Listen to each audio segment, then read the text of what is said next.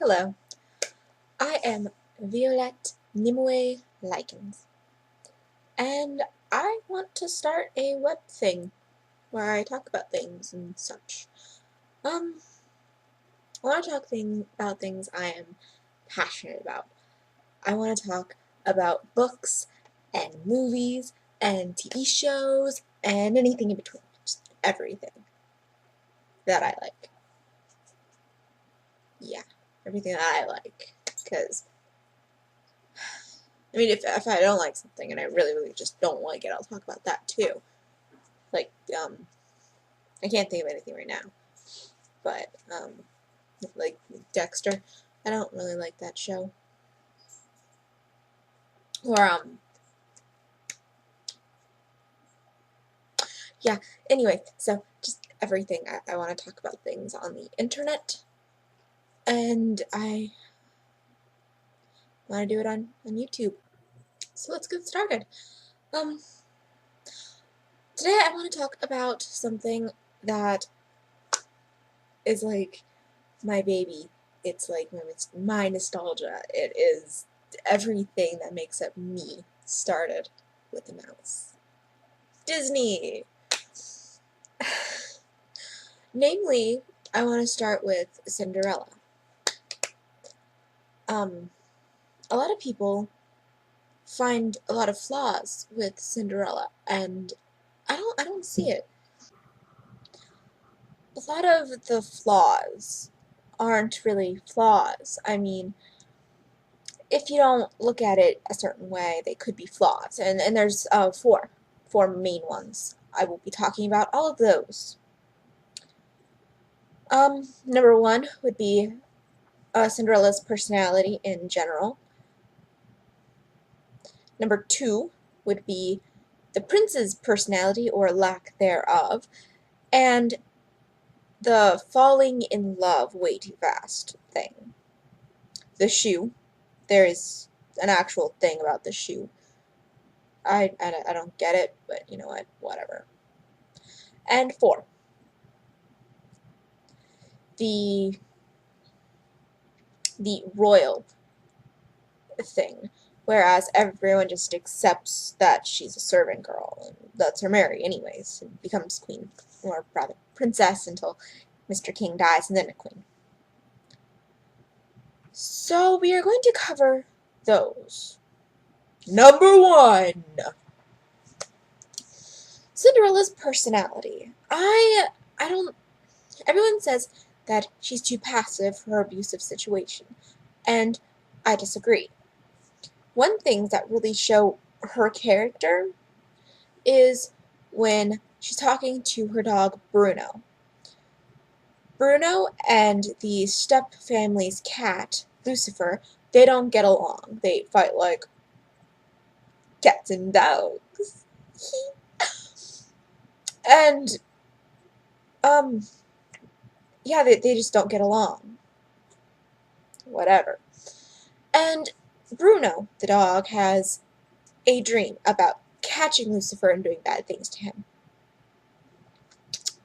And Cinderella responds with, "A, that's not right. Don't do that. That's bad." And two, saying, "Okay, but what if one of the stepfamily catches you with having those nasty thoughts about their cat? If you're mean to their cat, they're going to kick you out." And I find that's very insightful of her. She is saying, if I am mean to any of my stepfamily, I will get kicked out. If my dog does it, he will get kicked out. Another thing is about her personality. When she's with the cat, she is ready to beat the cat. She's cleaned the whole entire floor, scrubbed it down while singing, which is not an easy task, believe me. I have horror stories. And the cat gets everything all dirty, and she's ready to beat him with a broom. And I don't blame her. I'd beat the cat too. He's a jerk. But see, she's not as passive as everyone thinks. There is a scene with the stepmother the first time you actually see her. Cinderella's being accused of putting a mouse in one of the stepsisters' teacups, which she did not do. It was the cat. Don't question, it's Disney. And so she goes in there and tries to explain, but I didn't do it. And the stepmother is having none of that. But the thing is, she tried to explain herself and got frustrated. She isn't as passive and goody-goody-good as everyone assumes she is. And that's all I'll say about number 1, except that I'm going to mention that she was one of Walt Disney's favorite Disney princesses, because he thought that he related to her a lot more than the others. And I think that a lot of people can relate to her if they really think about it. I mean, she does all this hard work and gets shat upon, basically. And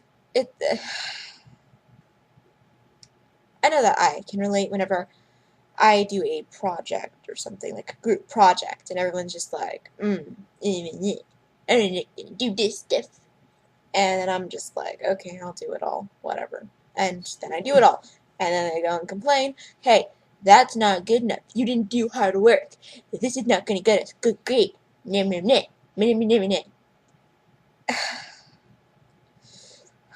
was ready to beat people. But even the animators that animated this movie could probably feel like that. I mean, they got credits and all, but name 4 of the animators that animated Cinderella. I will wait while you think. And don't you Google anything off the top of your head. Can you think of any? No. Not unless, you look that stuff up and you're really into it. And then you might know a couple. But they don't really get the recognition they deserve. They do a lot of hard work. They don't get as much recognition as they should. Okay, that's end. That's the end of this discussion. Number 2. Number 2. The Prince. The Prince does not have personality. He is the Prince. And rich. And royal. And travels. The King gets a lot more personality than he does. But he was supposed to have things in different drafts of Cinderella. The Prince was supposed to have scenes and stuff just by himself. He was supposed to have a hunting scene where he chased a deer, was hunting the deer, and then you find out they're friends, which is adorable. So cute. And he was supposed to have a scene at the end. It was an alternate ending thing where he sees Cinderella and he sees that she's a wench, serving wench, and he's like, I don't care, I just love you, and it's so cute, adorable. But yeah, and the other controversy is that those two fall in love way too fast. And I can see their point, but there was a study conducted that they made 2 people talk about intimate things with each other. I think it was 4 hours. I'm not certain on the times. You can go look that up. It was a study, I swear. I learned about it on the internet. And then after they were done talking, they had to stare at each other. Silent. Just staring. And a lot of them felt attraction. They felt that tingly sensation and warmth of love. Or infatuation. whichever you prefer. And two of those subjects got married, like two of the pairs got married with each other. And you know what? That makes me think, hey, I mean, it's true. If you talk to someone for a long time, I mean, yeah, you definitely get to know each other. And we don't get to see them talking, no. But you have to imagine, the ball just started, okay? And it doesn't end till around midnight. It's probably about, like, maybe, 10, 9 o'clock in the evening, if not earlier than that. So they have a good while, and some people think they just dance. Who just dances and doesn't talk? That's boring. Which actually brings me to a question. Did they exchange names? Because she did not know he was the prince. She thought he was just some guy. What? He was the prince? And well, did he know her name? Cinderella? Did he have a name? Did she know it? I don't know. Do you know? Because I don't. Which brings me to number 3. Okay. The shoe. I don't understand why everyone's all hung up about the shoe. The fairy godmother created it, so it's obviously magic. Duh.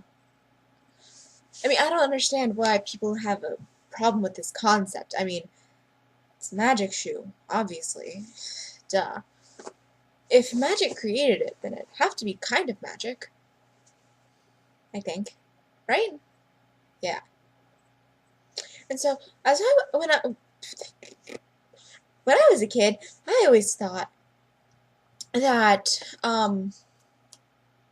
this would change depending on who wore it. Like, if you have a really, really, really, really tiny foot, then it would just make itself bigger until, the right person that was, that the fairy godmother made it for was there. And then it's like, phew, I fit now.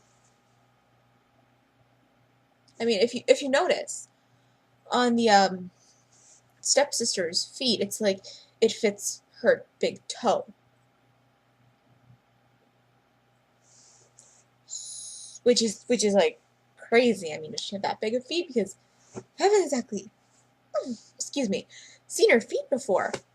But that's always been what I thought. And if it's not magic, then he'd be like, okay, well, and I mean, he wouldn't have known it was magic, but he would have been to like, okay, if it fits a person, then we'll bring her to the castle, and, I'll obviously know who it was. Obviously. I mean, you would know who you've been dancing with. Number 4.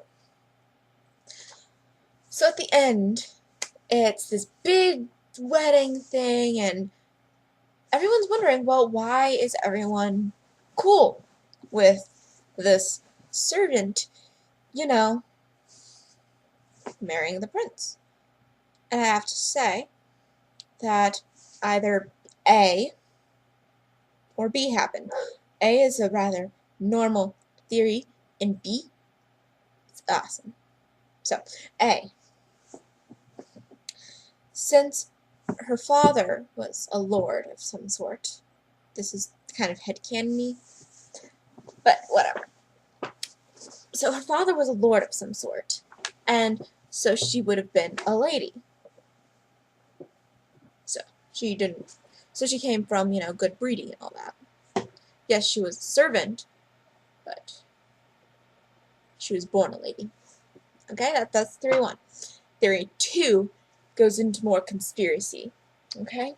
So the king in the movie, the king says, we'll arrange the meeting between him and some girl.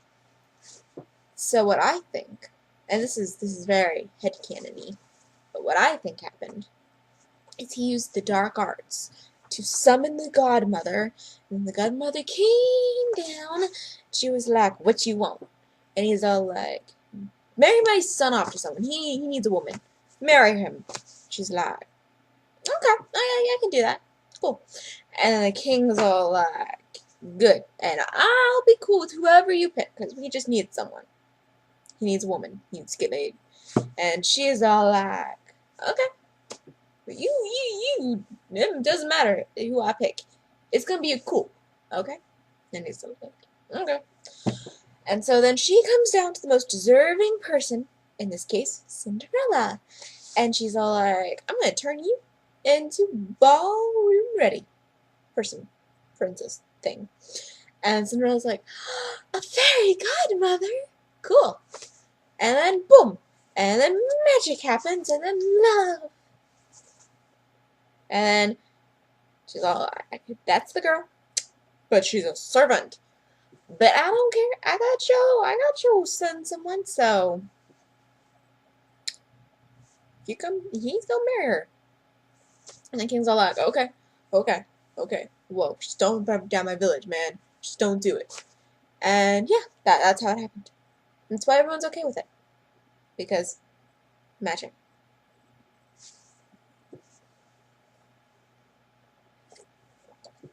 Something else that a lot of people think that Cinderella is based on the Grimm's version, and it's not. Not whatsoever. It is based on Cylindrian, which is by Charles. It starts with a P. I cannot pronounce it to save my life. Anyway, it's the French version. And that's the version that introduced the glass slipper with the magic pumpkin and all that stuff. And it was a little different. It really was. In the end of that version, the two sisters begged for forgiveness, and they were forgiven because Cinderella wouldn't be who she was without forgiving everyone, and they got married to two lords, which I think is cool. I mean, it's not a prince, but at least he married someone. Please their mother and all that. Yeah. So, that is about it for this video. One more thing, actually. The artwork in this movie is gorgeous. I would die to be able to draw like that. And I think it's just absolutely magical. The music is wonderful. And just everything about this movie is wonderful and nice. Like, the colors that are used, I just want to... Nowadays, Disney movies are more popping with color. It's like bright and almost headache-inducing. Where back then I think they used a softer palette for most of their movies and things like Bambi and Snow White. It was very colorful, but the colors weren't as, for example, like Aladdin. It was colorful, and all the colors popped, and boom! And you know what? I miss the days of the softer palettes. I really do. So, that's it for this video. Next video, which could be tomorrow, it could be next week, it could be next month. Who knows? It actually might just be in an hour or so, maybe, if I feel like it. Next video, I might be discussing either Frozen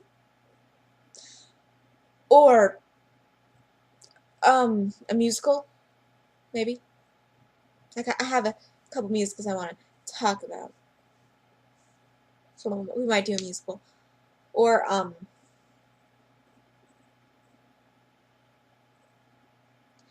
maybe My Little Pony? Maybe. Don't get ahead of yourself. It's a maybe. Well, that's all for this video. Thank you very much for watching, if you did. If you didn't, well, thank you anyways. Although, in order to hear my thanks, you'd have to watch at least some of the video. I'm gonna shut up now. Bye.